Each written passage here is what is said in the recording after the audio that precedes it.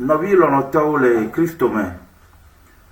Meda kpe na mi be miegava kpe mi le gaƒoƒo sia me. Eye míele test aɖewo wɔm egbe ye evenyigba dze eƒe live video gɔme ta migabu fɔm mi o ke miebia so mia gbɔ be miase esia gɔme be technical problem aɖe va ko ɖo miaƒe dɔwɔwɔ ŋuti ta míeɖe ku ke hafi míagayi ɖe edzi la míagblɔ be ne dzro Mawu ko le ŋkeke yi ko gbɔna me ɖa Evenyigba TV anɔ agbe nyawo gblɔm na mi, mianɔ preaching kple Mawu nyawo sem to efo aƒo dzi kple Mawu nya gblɔla yi ke ko ka ɖe dzi be Mawu yɔ ye be ya degbe fã nyanyui la ke ne ate ŋu adzi Evenyigba TV be mɔ ke meda kpe na mi míadze egɔme via le ke míedze egɔme va yi nenema. Nenye be ame aɖe míakpɔm ye voice kple nu ɖe sia ɖe sɔgbe ɖa ne wòate awɔ aŋlɔ nane ko akɔ ɖo ɖa mi commentary ale be míanya be míele online be eka megaso haɖeke o. Ke hafi míayi dzi ɖa míado gbe ɖa Mawu ŋusẽ katatɔ dɔmenyo kple amevera ƒe Mawu míetsɔ gaƒoƒo sia kɔ le asi me dem nɔ wo ame si nyi dziƒo kple anyigba ƒe fia wo ŋutɔ nanye akpoxɔnu anɔ ŋkɔ na mi, anɔ megbe na mi, anɔ ahadzi na mi, akplɔ mi le wɔna sia me ale be míawɔ sia le ŋutifafa me. Futɔ siwo katã atsitre be esia mave ŋgɔ ɖa fofo ke kpɔ nublanui na woe elabena womenya nu si wɔm wole o. Fofo mavɔ nu sia katatɔ nakpɔ nublanui na mía hã ena tso míaƒe nu vɔ̃wo ke mi elabena míedo dzesi be esi nye vɔ̃ la ye míewɔ. Fofo ŋutɔwoe nyatsi siawo katã da ge ɖe nume nam ale be masɔ degbe fã na wo dukɔ.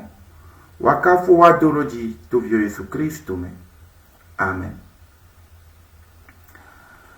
Nɔvi lɔlɔ̃tɔwo le Kristo me, medo gbe na mi le míaƒe Tɔ Yesu Kristo ƒe ŋkɔ me. Eye dzidzɔ tɔxɛ aɖe wònye nam be nye kpli mi míeva dogo le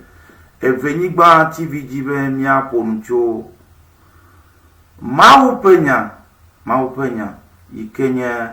agbe ƒe tsi yi ke fana akɔna me yi ke ne enu tsi la ke anya be exɔ agbe mavɔ egbe nyenya be wɔna gbãtɔ ta nenye be enuwo mesɔ ɖo nɔnɔme yi ke dzi woanɔ hã wa míaxɔe na mi nenema ko. Megado gbe na mi le míaƒe Tɔ Yesu Kristo ƒe ŋkɔ me. Míaƒe enya egbe ɖa yenye míaƒe tanya egbe nye mitrɔ dzime. Nenye be mi le míaƒe mɔa dzi kpɔm ko míahlẽ le afi ma be mitrɔ dzime. Dzimetrɔtɔa yenye nuka? Dzimetrɔtɔ yenye be aɖasi le agbe yi ke nye agbe ƒoɖi, agbe yaka, agbe yi ke mekɔ Kristo ƒe ŋkɔ ŋuti o, agbe yi ke mekɔ Mawu ƒe ŋkɔ ŋuti o, yi ke enɔnɔm ɖa aɖasi le ŋu eye nakɔ wò agbe akɔ da atsi ne Mawu. Ame aɖe agblɔ be leke wotrɔna dzime ɖo be nenye be ame yi ke trɔ dzime ɖa etrɔ zu enu yeye, ezu ame yeye ke nu vɔ̃ yiwo katã ye wòwɔ va yi ɖa nu vɔ̃ ma Kristo ƒe ʋu aklɔ wo da ɖi, aklɔ wo da le ŋu ale be azu ame yeye le Mawu ƒe ŋkume. Ke míahlẽ Korintotɔwo ƒe agbalẽ evelia eta atɔ̃lia kpikpui 19. Korintotɔwo ƒe agbalẽ evelia eta ton lia pipi oui andre lia eyata ne ameadele Kristo mela eya enye nu wowo yeye hoho tola nu bayi boda mereko hoho tola nu bayi boda nu okata zun yeye mereko nyenkume po enwanyo mahlen once more eyata ne ameadele Kristo mela eya nye nu wowo yeye hoho tola nu bayi boda nu okata zun yeye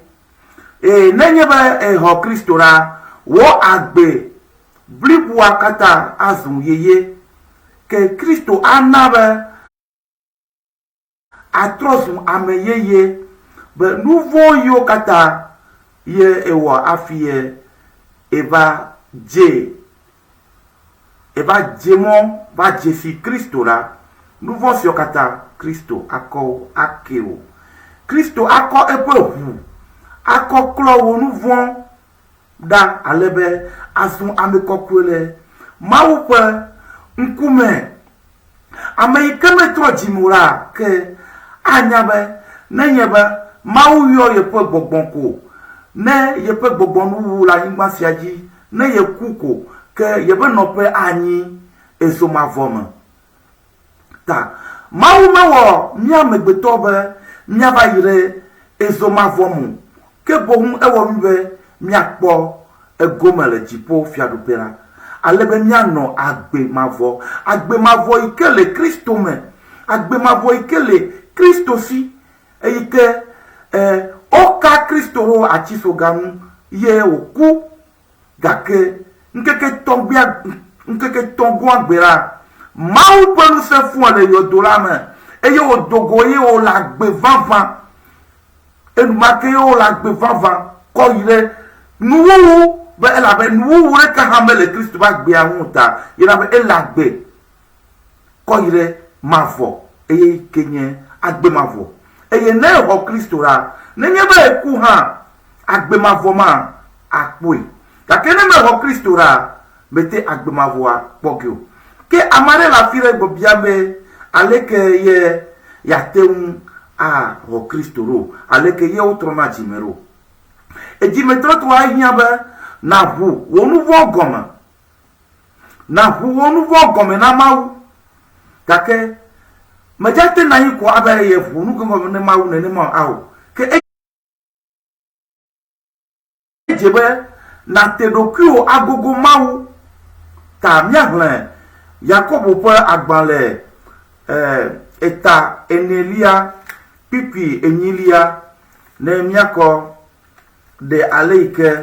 ate agogo maura aleike na wo afi na tro ejimera miako de epe egoma Yakobo pe agbanle eta enelia pipi enilia mite de maunu eye wate de miang mikro miape asio mi nouveau olao eye mi wo miape jimewo kokwe mi di me vesusula ke ne ejibe atro jibera ejebe na te gogo mawu yali et la fille de Chiade, elle est mia pom, elle est mia kosem. Nane kama le wawla meneo. Gake, ejebe, na te gogo mau. Gogo te, depuis te gogo mau enyebe, na ji mau pemo. Na ji mau pemo, na doje si be nouveau ola e nenye. Be nenye nouveau ola. Eye, na bia sosokene, wo nouveau. Et c'est un au la fille avait micro mi après asio ta flache amaro na yi odon e ronpo o wama nyonu re oli o defu e fu ikele adomeno ikenya avi kenye agbe ye ma wu na wula o de efusia ko dangbe elabe o wama amojo amalenkuma gakene kpoya fiafionye amojo amalenkume gakene kpoya amezula onye numo kato nye nouvon soyare kemelo nouvon yo onye le mawu nkume ta mawu lomi alegbegbe yo kovia akongo vi le karola be ameike hoji sera ke amesiara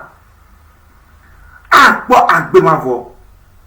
kake amesi me hoji sera amesiamate akpo agbemavo kene me gogo mawu na me troji mura mateu akpo agbemavo ejebe na do jesibe yenye nouvon la e na hu nouvon wo mo ne na hu nouvon me amehia be na yamare ke gbo onto de ko na jikloro ho mo ne na yidokio mo abia soso kene wo nouvon ne nyeba avifange ele adasi kogera akwere ga ke maganye amebeblebe adasi kokore o kene nyeba efia enye wona ike cho wojime ke elabe nu de sia de ike nie worara ebe chopera nyape jime ye wonye ye woli ta ejebe na te dokio agogo mawu aji mawu pemo ayi kloji abia sosoke eye ne enya amare ikele Kristo mira aji ekpemo eye ekpekpegero nuwo alebe ajoro Kristo pe moji gakene nyebe menya mare ko gake jibe atrojime eye eduele rokioma egbebe yakoye pa agbena Kristo ko kene ngro nami le venigbaji alo e contact e vejigbako ke miakpere nwo ke miako iresi ajia ejibe totwa ehia ba na ho Kristo aleke o na Kristo ro nya yire ho ma tope agbanleme nya po enyachi ke ho ma tope agbanle bronle ho ma tope agbanle bronle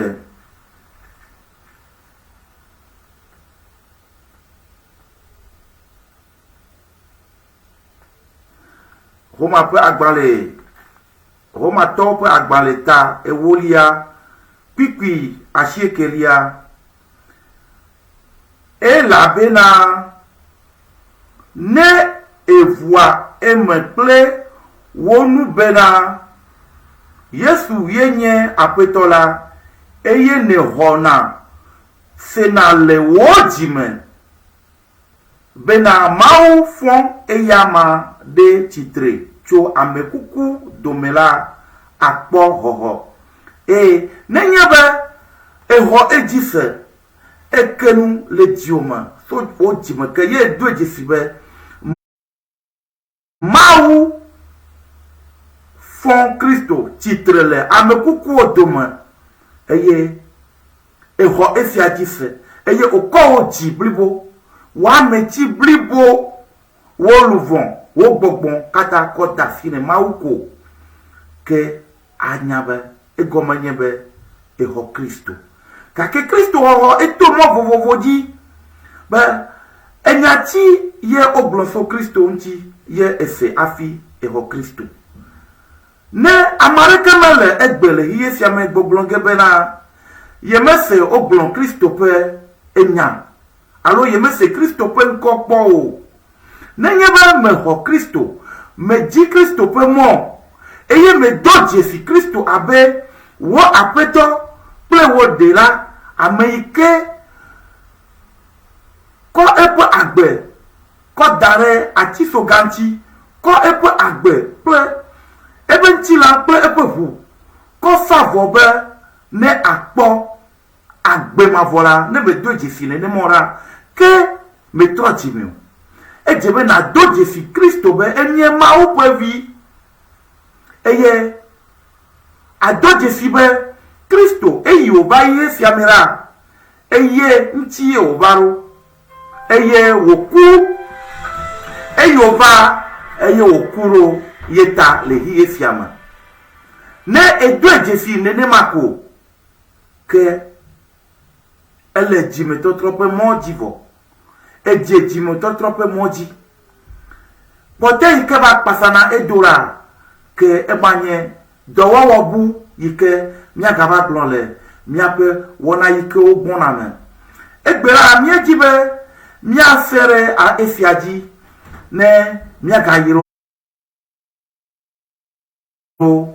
dzimetɔtrɔ mitrɔ dzime dzi ne míegava evenyigba